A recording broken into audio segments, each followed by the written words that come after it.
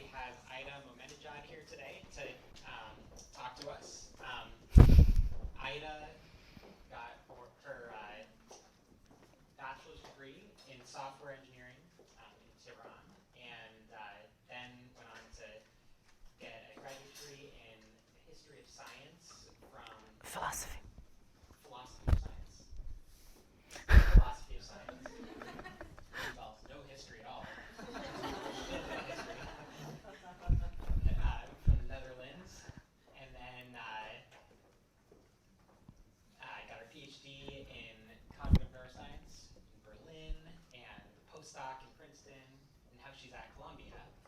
And I think one of the really cool things about Ida's history is that is the particular, like we all like to say that we're interdisciplinary scientists, and we all strive for that.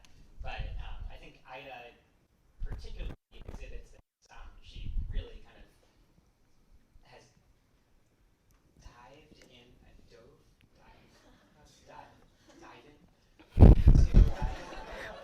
into like computer science, philosophy, art, and neuroscience and modeling and all that, and really done a particularly good job, I think, of kind of melding these fields.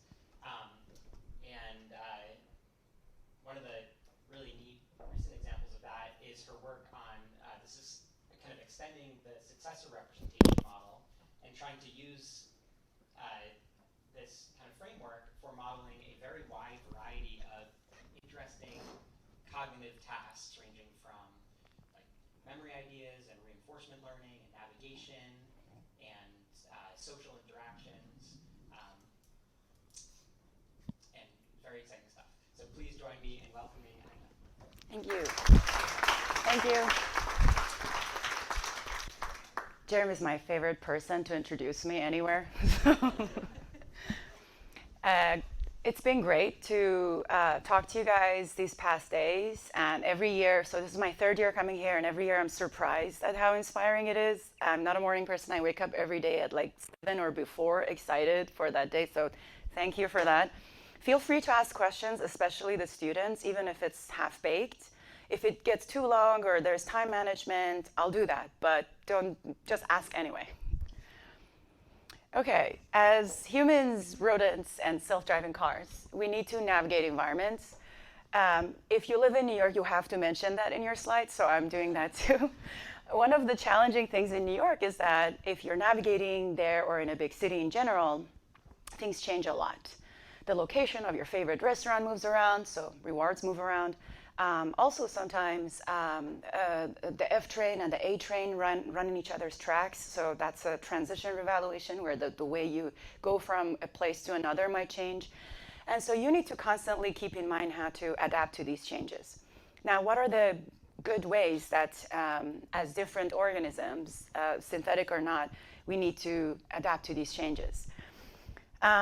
So in non-synthetic organisms like rodents and humans, the question can be asked as, how do brains build and update representations of the world for flexible behavior, which is the idea behind cognitive maps. And not to Tolman, Edward Tolman was not just one of the greatest scientists in our field, but he was also politically very active for social good. I recommend that you Google him about that too. He proposed this idea in his 1948 paper, but in that paper, he's talking about research spanning back to 20 years. So it's been a lot of ideas that had been around since early 20th century. He basically has various versions of this paradigm that I'd like to talk to you about. In this paradigm, the rodent walks around and explores a maze. In one condition, the solid line that you can see there, from day 0, the rodent is receiving reward in some location in the maze. And as you can see, on the y-axis, you have errors in navigation, and on the x-axis, you have how many days it has been exploring the maze. And just look at this line. Look how long it takes for its errors to become minimum, something like 7 days. Now, in another version, rewards are introduced on day 3. So for 3 days, the rodent is just walking around the environment without any rewards. And on day 3, it starts seeing rewards in the environment. Now note that this blue line is moving down much faster. The slope is a lot steeper. And in this case, within 4 days, the rodent has minimized its error. Now look what happens if the reward is introduced on day 7. It only takes the rodent 2 days to minimize its reward. Now what does this mean? This was very important in the early 20th century because the ideas were all about of behavior was that there is stimulus response mapping and that's it. Which is, by the way, ironically, the first use of the abbreviation SR. It was stimulus response. But we need to revise that, so we have this new one, which is a successor representation. So what this showed Tolman and what the conclusion was from this latent learning paradigm was that they are learning some kind of a map of the world even when there are no rewards. It's not that they only learn when there are rewards in the world. And then later, when rewards are introduced, they can learn faster how to find the best place to be.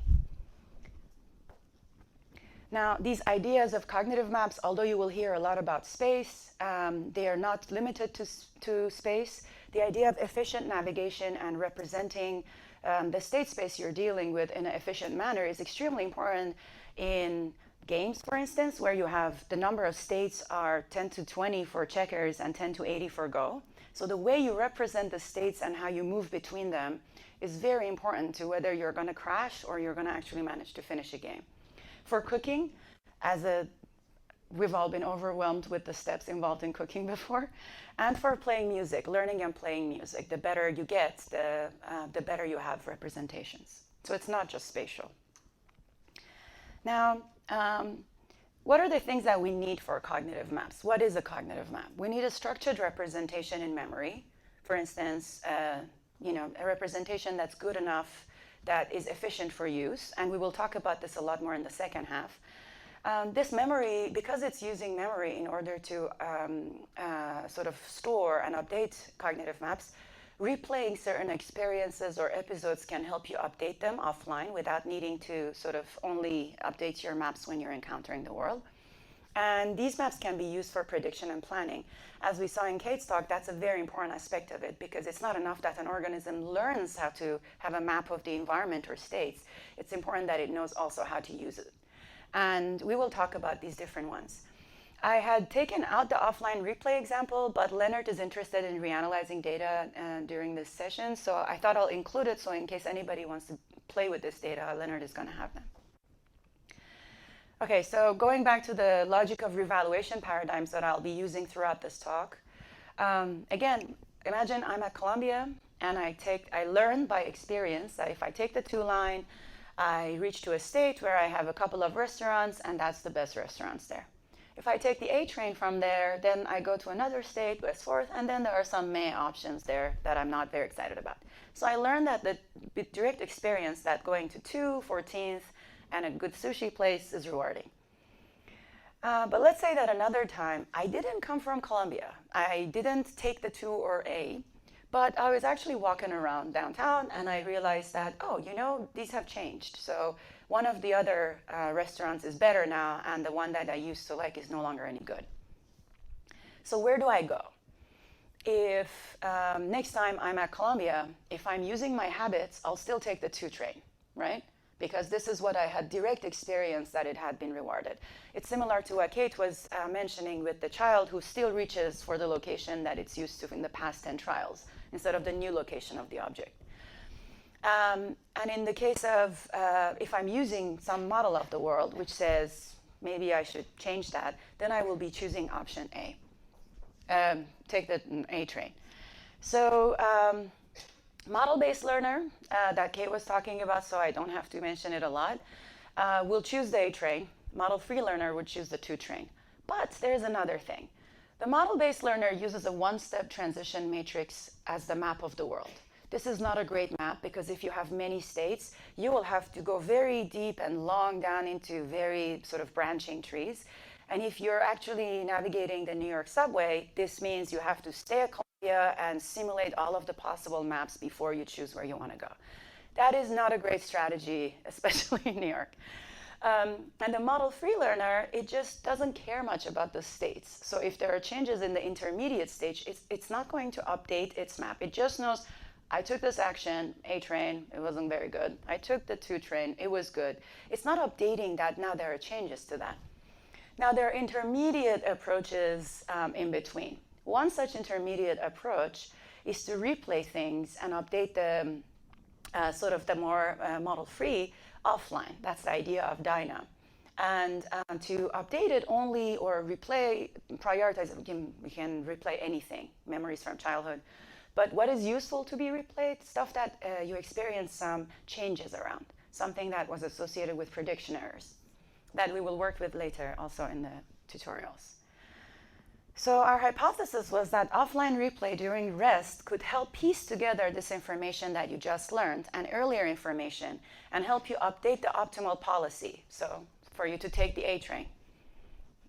That's the name of a song too, and I keep saying it. So the study was pretty much exactly as what I was describing. In the learning phase, you learn, and these are different contexts, that for instance, in the context of Berlin, you go to a theater, the Dietrich room gives you more money, and so you keep going there. In this scenario, you're a thief. It worked very well in pilots with Princeton students, so we kept that paradigm. In the relearning phase, you no longer go to the starting location, which is the theater image, which is a scene, by the way, and the other ones are faces, and we'll get to that in a second. You only go to the 2 rooms and sample how much money you can get there, and these have changed, just like the example that I was giving with the foods. There are 3 rest periods in the meantime, and those 3 rest periods each are 30 seconds. So during this period, we're interested in seeing how much you're replaying this theater and how much that is related to your behavior afterwards, which is right here. During the test phase, you're put back there and you're asked, which way do you want to go to make the most money?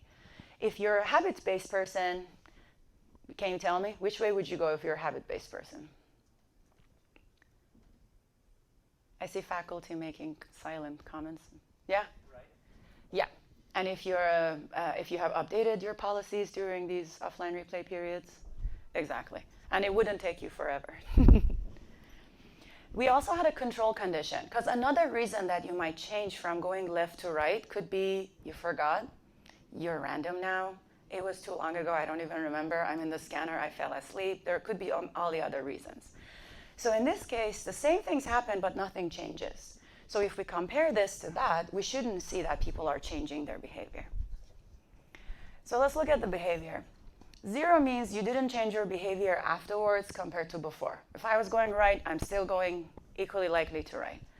Positive means I'm changing my behavior. If I had a 0.8 probability of going right, now I have a 0.2 probability of going right. And the subtraction of those 2 is 0.6. That means 0.6 on revaluation scale. Negative means, I was going right, and right is pretty good because nothing changed. So if I was 0.6, now I'm going 0.8 to the right, and that's a negative 0.2. Does that make sense to everyone, this behavioral measure? And violin plots, which I really like a lot, can show you the variance in people's behavior. Every line is one subject in the 2 different conditions. And this is combined across situations where there's more uncertainty about rewards because rewards vary around the mean and rewards that don't. And I'll tell you about that a little later. Well, what you can see here is people are actually reevaluating their behavior when they should. And they're mostly not changing their behavior or actually insisting on what they were doing before when they shouldn't. That's clear, right? Sorry, can you explain what the control was for the memory? Oh, just the same paradigm, the same kind of trial, just no changes here. Dietrich room is still the best. So in order to make sure they don't generalize and their contexts look different enough to each other, because in our pilots, one thing that happened is that whatever you learned first, you were still sticking to, it was sticky. You were still sticking to that kind of hypothesis in the next environment. So we turned it into 4 different cities with different images. Can anyone say why the stage 2 and stage 1 stimuli are always from different categories? If you know it, it's fine. It's okay. Yeah.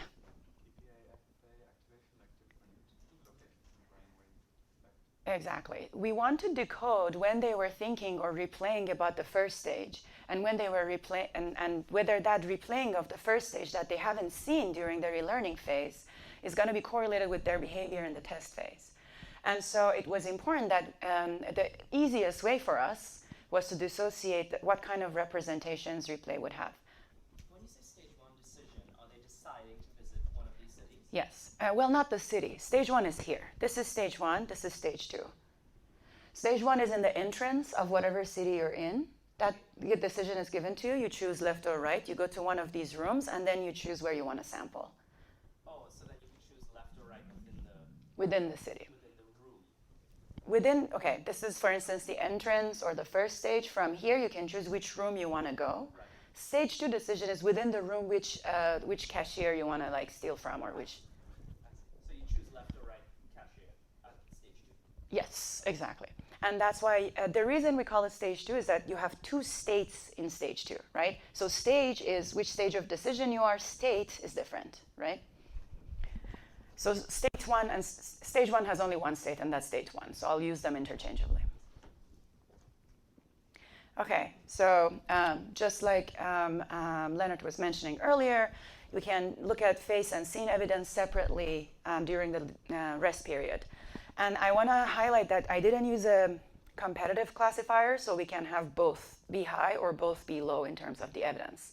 And that's important because we want to get the positive evidence from FFA and the positive evidence from PPA, and we don't want to lose information that is actually being replayed because of some noise or because of some more, because the classifier is pushing towards one direction or other. Okay, so we take all of these 3 rest periods and then put them together, and this is the evidence of how much they were replaying that first stage or first state. On the x-axis here, you see how much it was replayed, and this is a distribution, as you can see. On the y-axis, you have the same thing you saw in the violin plots earlier, which is how much revaluation behavior was experienced. As you can see, both with the regression line and with Spearman's rho, which have different values, in fact, none of them is significant for the control condition, but both of them are significant for the revaluation condition, even if you bootstrap. Can anyone tell me why bootstrapping is important here, or what it does? So this is not a bad sort of tutorial thing to try out on your data too.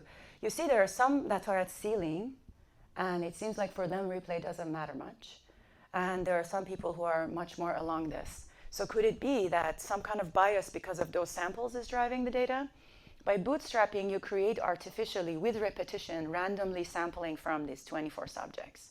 So I have a hat of 24 subjects. I take one subject, but put it back in. Then I take another random subject, put it back in. So I could potentially sample five subject ones in one condition.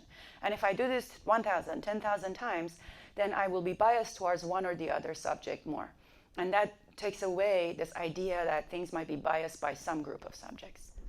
And bootstrapping shows that it's still significant. Another thing is, again, you could replay anything. What is useful to be replayed?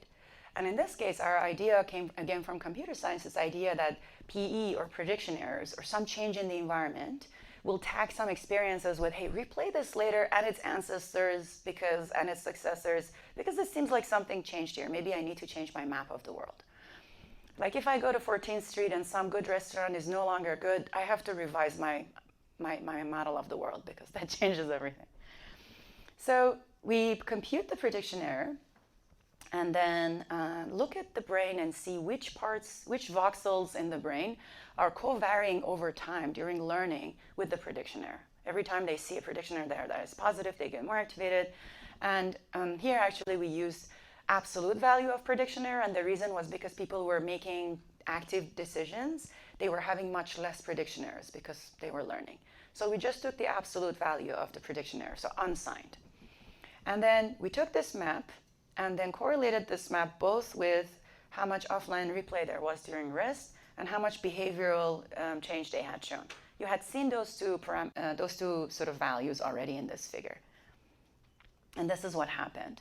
Regions that are involved with valuation and conflict detection and updating, such as the cingulate cortex and various locations in basal ganglia were sort of indicated here. And finally, during the rest versus revaluation, we did the vanilla GLM, seeing are there regions that are more active during the rest periods when things have changed versus when things haven't changed in our control trials. And what we saw was that ACC, VMPFC, cingulate, and posterior hippocampus were actually showed higher activation during those conditions. So to wrap up this part, offline replay supports planning. There is a correlation between how much you replay stage 1 decisions during rest and how much you update your behavior, planning behavior later on. This is sort of yeah? For the stage 1 replay measure, did you classify the specific location? Just categories. But keep in mind that there is only one image of that category you see throughout that entire run. So every run, every session is 12 minutes. And during that session, there is only one scene you see, and that's the stage 1 scene. And during the one that on stage 1 is a face, there's only one face you see, and that's the stage 1 face. Does it matter whether the good stage 2 choice switches as well? Like, if you're in a face and previously it was better to go left in that face, but now it's better to go right in that face. Is there like competition between replaying stage 2 and stage 1? That's a great question. So in order to check for that, we changed prediction errors. We included prediction errors in the stage 2 decisions without them having an influence on the stage 1 decision.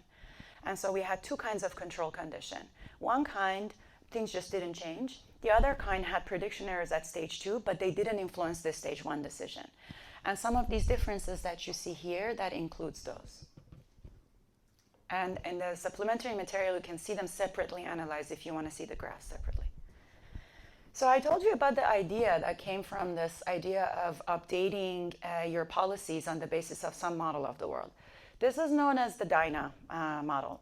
And I just wanted to show you this because if you read a reinforcement learning book, if it's your first time or a paper, you might get intimidated by this. But if you look at it, it's basically very simple pseudocode, which makes it very easy to understand the algorithm. And we will try to do some of these actually in the tutorial. And it would be a good practice to see how easy it is to come up with these or update these a little bit for your purposes, for your experiments. So as you can see here, you have some Q value, which is just a model free value. You have some model that says how what state you end up in after taking an action from a given state for all states and all actions. And you do forever, this thing, where you get your current state, you see what action is going to give you the most reward from this location based on what you know about the world. And then you execute that action, observe the results, and then move on to the next state. And then you update your Q value, and also you update your model based on what you observed. But later on, depending on what you had learned, you start offline replaying everything that you had experienced, because it might be that you come up with some new updating of new states on the basis of replaying them in different kinds of sequences. So you learn value, you learn a model, you update your value with a model. And this makes a huge difference in how well you can plan. Without planning, you're not doing really great. With planning, you can actually do pretty great. And that planning is that replay. And you can see here, and we will make these kinds of plots in the Q-learning for comparison of models, how many steps you needed to use per episode. An episode is when you get from a start location to a goal location. And this is important. That's an episode. And that episode, how many steps did it take you to move around until you get from the start to the goal location? There is a difference in different kinds of models. That's how you can compare learning models about how well they're doing in a grid world, for instance, or in any other kind of setting of your experiment. As you can see, adding replay massively reduces the number of steps you have to take in order to get from the start to goal location. Yeah? Yeah, I just didn't follow that. Well, that's... we can talk about it afterwards, because we got to move on. Sorry. Another version of this is this one. It's very similar to what we saw before. And there's only one important key factor here. Remember when we talked about prediction errors and how we would prioritize things that were associated with prediction errors? This is how this algorithm is realizing it. And again, you just want to get a glimpse of this. This is not a moment to understand completely algorithms, but it's just to get an idea of how you can sort of make it happen here. So can you tell me what is happening here? Can anyone tell me what is happening here, what they think is happening in these lines, in these two lines over there? So something is being computed. This is the prediction error, right? It says if this prediction error is then some threshold, then put it in a queue that is a priority queue and say, hey, you know, this state and this action that I took led to a high prediction error, something I didn't expect, so I might want to replay it later to see if I can learn more from it. Is that general idea clear to everyone? I want a high-level understanding. Yeah, okay. And then here's your replay loop that we had earlier. But you can see that there is a difference. You don't just take a random state and replay it. You look into your priority queue and say, let me pick up and replay experiences that are probably more valuable to me because something changed in them. Does that make sense to everyone? Good. That's the general level I want you to understand this at this stage. So this is the idea of prioritized sweeping. Two groups sort of simultaneously proposed this in computer science, and it seems like a plausible idea. Okay, now I'm going to go to what the structures of the representations should be like. In that priority queue idea, does the priority determine solely the order, or is it like if you're twice as, if you have twice the priority of the second item, then are you twice as likely to replay? You are. Or does that vary? Yeah, you are twice as likely. And sometimes something that is added to that is a decay. So we add that a decay function, a recency function, basically. So the further in the past you had happened, the less relevant you are. The more sort of recently you've happened, your prediction error gets combined with that decay to see what your priority is. With the priority, some observations are just like totally implausible given your model of your environment, right? And so they would generate a high prediction error, but you wouldn't necessarily want to continue replaying them because they're going to give you a mistaken idea about like what the environment's like given some prior belief. Is there a way of incorporating that? Yeah, I see Kim getting excited about that question. Do you want to say something? You should say something. Yeah, it's a great question. I mean, if something's really surprising, is it an outlier or is it really informative?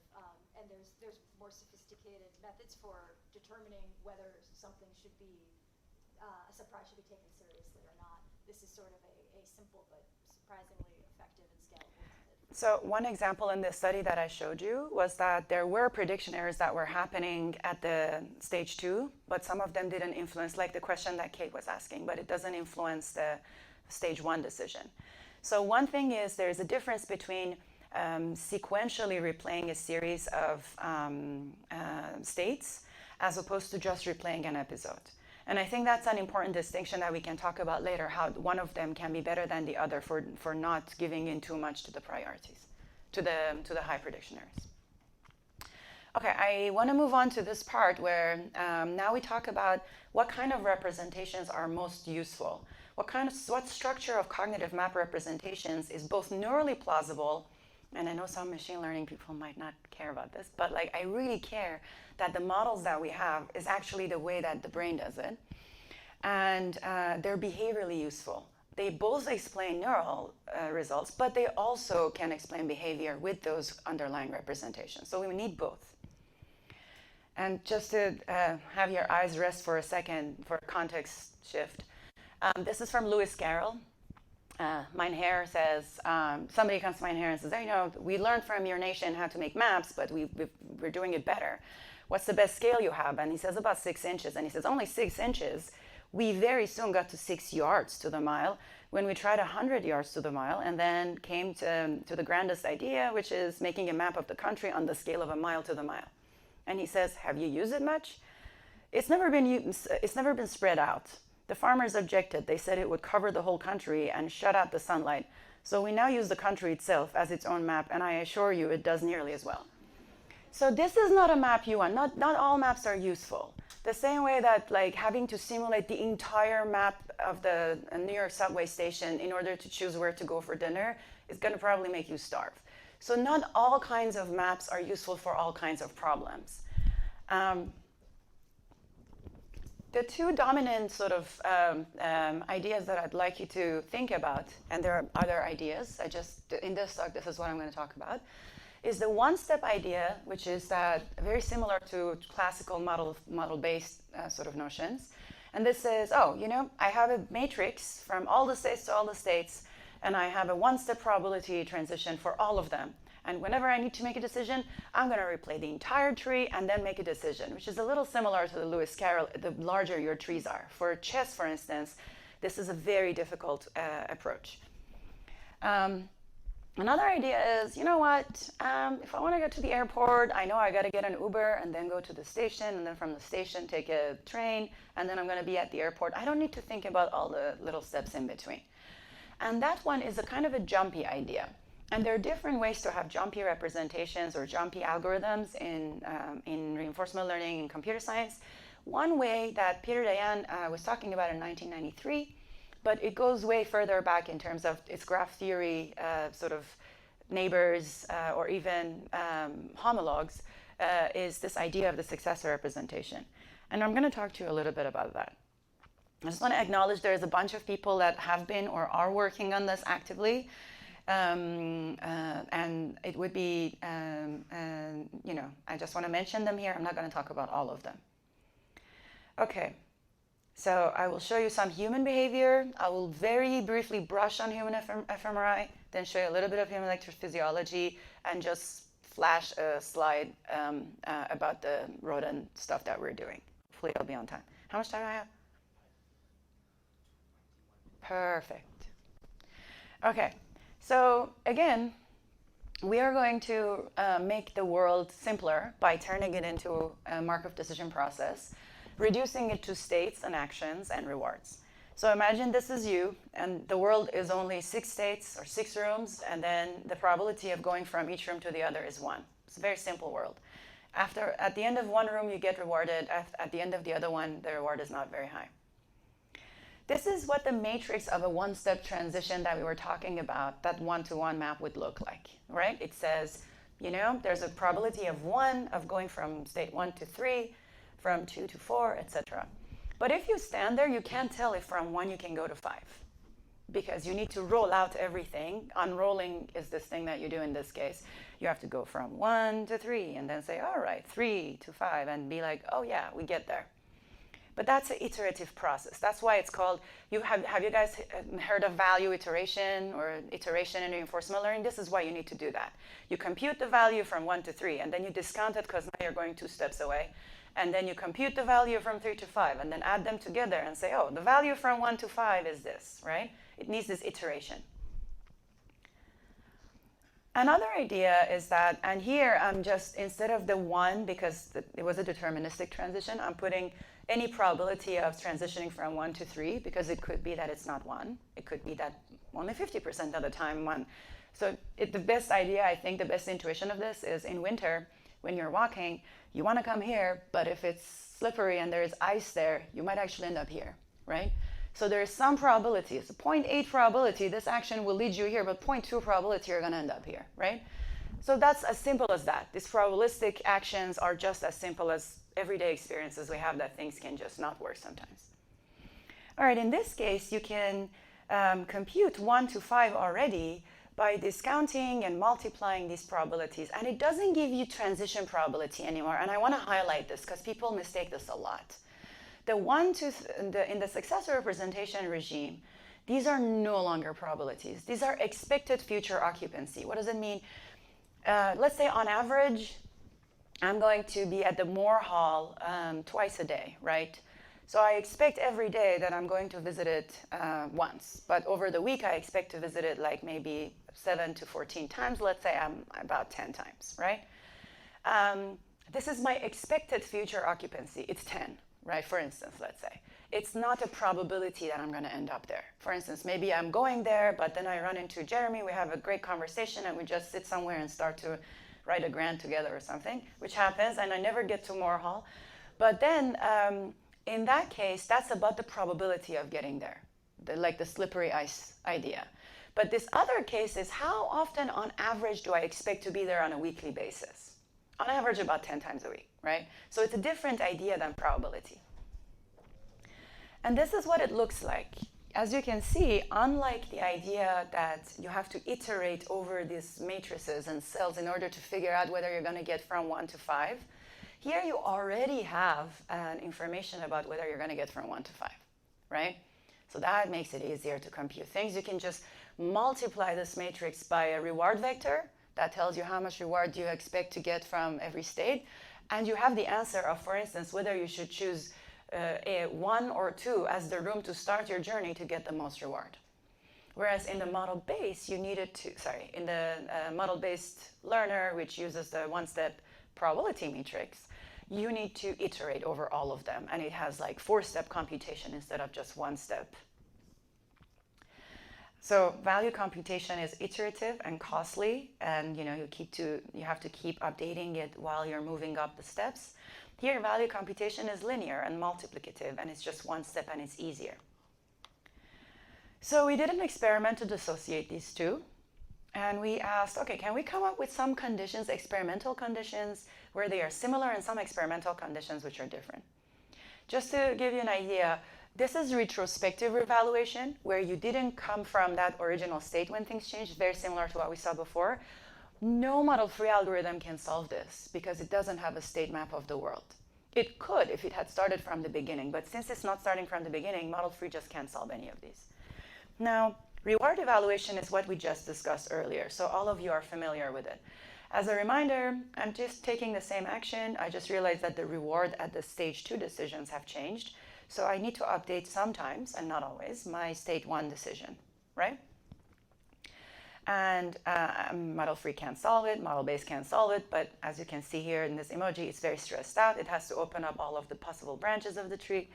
And then there's a successor representation that can zoom out with a emoji that has a telescope, and predict what's going to be in multiple steps away immediately, right? It doesn't need to iterate over it to get there. Just to show you, the experiment is exactly like this. People experience a series of associations and rewards, and then they learn that, oh, it froze. No, it's back. In this learning phase, they learn what's better, whether stage 1 or 2 is better to choose as a starting point to get most reward. Again, relearning phase, they don't see 1 or 2, but they see updates here. Phase 3, they are asked which way you want to go. And as you can see, the map of the world hasn't changed. It's just the rewards that have shifted. Let's see what happens. Both of the systems can do it. And why is that? This one is going to iterate as it always did. The only thing that has changed in those equations is the rewards. And as long as the system is learning the reward using striatal updating, both of them can do it because the map of the world hasn't changed, right? And as you can see, because of this sort of multi-step dependencies, SR can immediately do it. So both of them can do it. What is the difference, though? Can anyone tell me what is the difference? They can both do it, but one of them is... yeah, which one? What is it called? Yeah, that's right. And the reason is...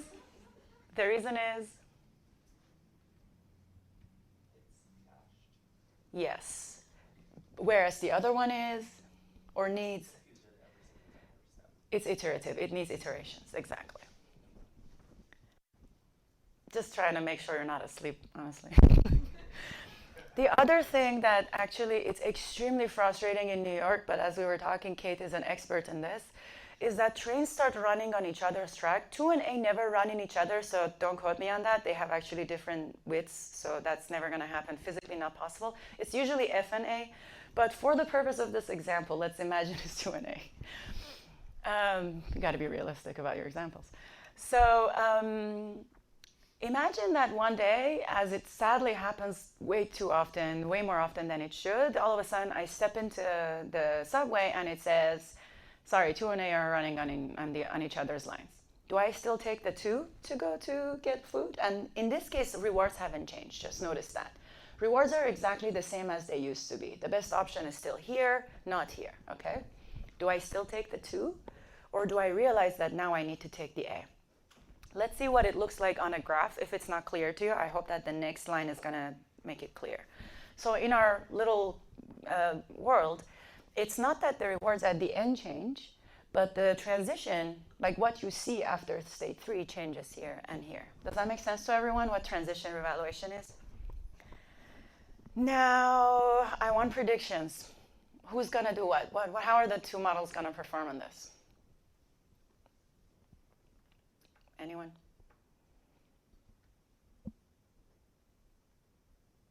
Yeah. Just guess.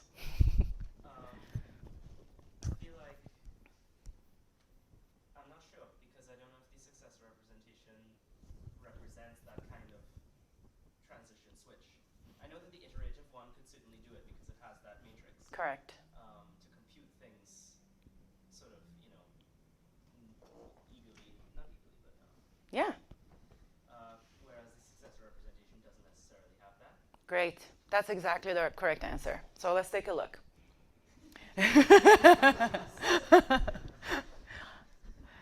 Last year I was giving people chocolate for these things. This year, sadly, I don't have chocolate. So they have both learned that there is a one-step change, right? They have updated that one-step transition that they had. But because the SR didn't have the chance to go back to state 1 and update its entire experience from 1 to 5, in absence of replay, and I want to highlight this, in absence of offline replay, it can't update. So imagine that it's grandfathering a past dependency that is no longer there. Like you're still going to your friend's older home or something. You're grandfathering some memory from the past that is no longer valid, right? Because it didn't have the time to update it. But we just talked about replay. What if it replays things? What if it says, I experienced some prediction error here, so I'm just going to replay its ancestors? Then it can do it, right? But it's not necessarily the case that everyone's going to do it equally, or everyone's going to do it in the humans that are taking the test. So these are the different predictions that emerge if we wanted to turn all of these predictions that you guys were giving me, but in this way, in a kind of a schematic. One-step map would equally do well the iterative approach on both of them. Same amount of time, doesn't care which one. SR alone without replay, it can't do one of them. It can only do one. And this idea of updating it with replay or maybe updating it with a model base, if there's a hybrid model, there are different versions that this could happen, then it can do it, but asymmetrically. It would need more work, both more computation, and it could be just slower at the other one because it needs more time. This is human behavior, and that's what we observe. Here, this is the reward evaluation, which is, the restaurants are no longer good or the other one is good. Transition evaluation when train lines change, the end of my existence. And then the control condition where nothing happens, right? We still want to make sure they're not just forgetting because there's too many things happening in other environments. Another thing, this is not a speed accuracy trade-off. As you can see in the transition evaluation here, there is even a higher RT. In fact, there's a positive correlation between how long they took and the correct response, and it takes them longer to do that, as opposed to, the reward evaluation or control. Today, you will learn with a tutorial how to look at different learning rates and discount parameters and compare SR alone and SR Dyna. And speaking of how many episodes it takes to learn, you can compare them. As you can see, it takes a lot more to learn for only SR as opposed to replay. So not only does it solve problems that SR alone can solve, it also learns a lot faster. So we will generate these figures with the coding tutorials. Just to give you an idea, compared to other kinds of Dyna, we have shown that SR Dyna works with a lot fewer samples, gives accurate results. And I think that's very important, that not all Dynas are created equal. And we also are in the process of writing this fMRI paper where we tested this with fMRI. There are very clear predictions you can make for fMRI with this kind of matrices. You can probably, if I ask you, you can sit down and generate those predictions on a paper right now yourself, which is that state 1 is going to start to look like state 5. And if you've grandfathered from the past and you didn't update state 1 to 6, the more state 1 still looks like state 5, the worse you're going to perform on your transition evaluation. That's literally what we sort of tested. And here's exactly what we saw. And because my example usually here is that, the transition to Obama being president has changed, but you haven't updated it because maybe you don't want to. And so you've grandfathered that. And you're more likely to make errors because you have grandfathered a past dependency that is no longer the case, right? And in the case of reward evaluation, that doesn't happen. Your errors in your behavior is not correlated with what your representations look like because it's not about cognitive map changes. Is that clear? But I'm not going to stay too long on this. The only thing I want to say is that when we did a searchlight, we saw that 10? 7. I have a precise mental time tracking. So we found that regions in anterior medial prefrontal cortex and the hippocampus are regions where you find these similarity across the first stage and the multi-step dependencies. Basically, multi-step similarities, as you would expect from a successor representation, were in these regions. I also ran the same study, but made it in a VR paradigm on patients that had implants in their hippocampus. Because it's one thing if you show it with behavior and fMRI, it's a whole other ballgame if I can show it actually with neurons in the hippocampus. And that was for me like a dream that I had had for a very long time. But if you're in fMRI world, there's already so much to do. You were like, maybe now I dare to actually venture into this. I'm happy about that. So imagine the same structure that we talked about, but you're being moved in a virtual reality environment, so we can look at place fields and whatnot. The environments are different. Again, we have different we have a space station, we have a chalet in the mountains, we have a Westworld, different kinds of environments. You go through one, the door opens, you go to the other, you go to the end, and at the end of some of them, you get rewarded. Just to give you an idea, here is an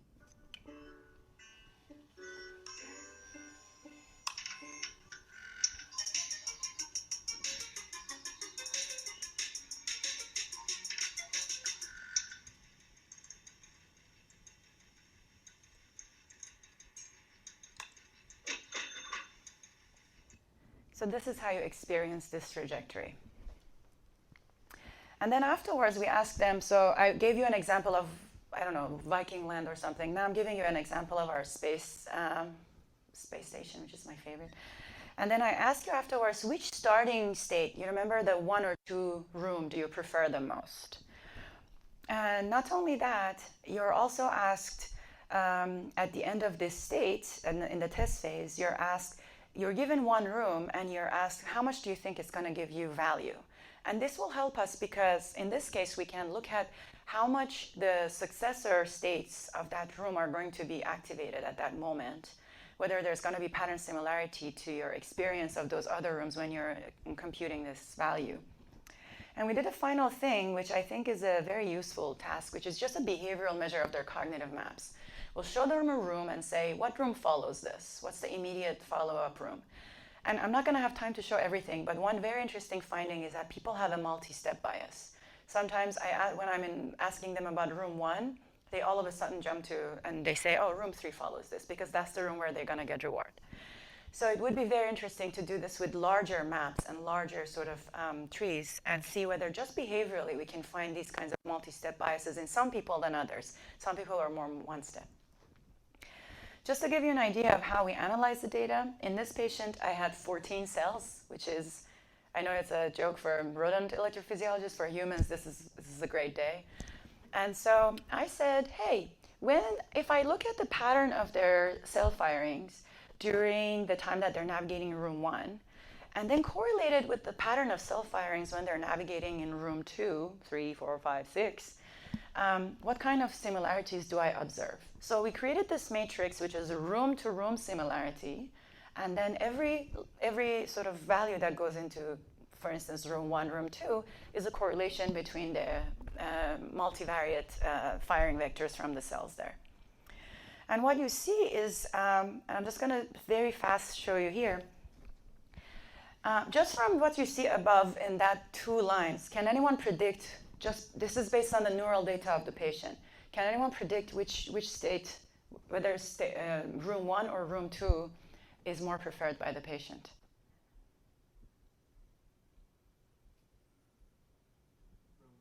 Yes. And you can tell because we talked about computing value by multiplying some kind of successor representation matrix by value, right? So if you already expect to see that more, it seems like you're more likely to take it. And you can see that after revaluation, if you subtract the value that is here now from what it was before, there's a huge change. So you would expect that on this scale, they're going a little more towards the other room, right? Same thing here. And because I need to wrap it up, I'm not going to go into detail, but if you look cell by cell, you will see some very clear differences. If you want to compare them like this, like cell by cell, what was the changes and how consistent they were, come and talk to me afterwards, because these are very nice. You can compare what it was, the similarity before and after evaluation, and you can see how much that predicts the behavior of the patient. I'm not going to show these. I'll just show you very quickly this, which is related to what Chris here is doing. This is a collaboration with the Spears Lab. This is a rodent. It's going to get reward. It got the reward. It's very excited about it. A little later, the rodent is again put in the same maze from another location. And as you can see, it immediately goes and figures it out. These are mazes that change every 10 trials, so we ensure that it's not, striatally dependent. And then now we're in the process of designing exactly what kind of structures we want to do for the experiments that are the next batch of experiments that are being run. And depending on the particular ways that these valleys are structured in this larger state space, it's possible to test different hypotheses about what the rodents are doing. There's the equivalent version in humans that Chris is optimizing right now. This version has fog because the rodents don't have great vision, but humans do, so to be comparable. And then the only thing I want to say about this is that Wildekoti compared different models on this, and what happened was that Dyna-SR or SR-Dyna performs better both for human behavior and for rodent behavior, which was a very happy moment for me to see this compared to model-free, hybrid, model-based, Dyna, etc. And that's great, and we want to see now whether if we look inside their brains, their representations underlying that are going to be sort of similar to that too. Note that we talked about discounts. These discounts can be at different scales. The larger these discounts are, the further the scope will be that you see into the future. You can imagine that if you're in an environment that changes a lot, you don't want a very high discount not discount, the scale. And the reason for that is if the environment changes every 2 steps, it would be dangerous to have a model of it that is 10 steps old, right? So you want to adjust your discount rate to that, but also along the long axis of the hippocampus, there could be that different scales are stored. We tested this on this data set from Eva Bruneck, and the people were looking at this, so navigating these virtual reality environments that were familiar or navigated with a GPS sign which way to go. This was from Google Maps in areas that were in the city they were living in. And the analysis that I will show you are similarity between the representations that are 10 meters, 50 meters, or 120 meters apart. I don't speak miles, but that's a lot compared to rat boxes, which are very small, basically. And this is what we saw along the hippocampus. The scales were actually smaller. For smaller cases, the scales, the hippocampus was showing above chance similarity to the successor representation idea, but in the familiar condition, but not in the GPS condition, and that makes sense because you don't know where you're going. In the MPFC and anterior PFC, this was also in larger scales like 0.8 scales, but only, as you can see, for the large scales, it's only for the familiar environment, not for the GPS. Some things they could see, so things that were 0.1 they could see actually, so it was a little still more similar, but not in the other case. And this was again similar to stuff that I had found before in prospective tasks. I will wrap it up. I just want to say 2 minutes about this computational psychiatry, which is that if you hear about ruminations, you can think about it as what is being replayed is prioritized towards, instead of absolute prediction errors, maybe it's prioritized towards, any guesses? Instead of replaying things, prioritizing replay of things that have unsigned prediction error, if I prioritize, what kind of prediction errors would I get? Sort of, exactly. So that's a very simple idea, right? So if we do that to a model, just that simple change, how will it behave? The first one that we tried out was this 2-step maze. 2 locations have mediocre reward. 1 location has awesome reward, but the other sort of branch of that has a little bit of shock. This is good behavior. You just go there, you don't mind the shock. But if I increase your negative bias for your replay, you will just avoid that entirely because you at some point got shocked there and you generalized it to the entire branch. If you increase it too much, can someone tell me what happens here? Yep, that's freezing. Another case, cliff walking task. There is, you start here, there's reward here, everything is fair game, just don't fall into the cliff. This is the daring behavior, just walk on the edge and then just go there. If you think you might be slippery, maybe you want to walk a little further. But what happens here when we increase the negative a lot? Anybody? Yeah, it kind of seems like it throws itself into the cliff because it's eventually going to fall into the cliff, but the negative value of expecting it for all these states and then falling into the cliff is higher. So that was a sad moment. But you can see that the nice thing about these models is that when they predict behavior on simple tasks, you change a parameter according to a hypothesis and you can get that. All right, I just want to thank everybody and talk to me afterwards. We're going to try some of these things at the tutorials today. And I guess, thank you.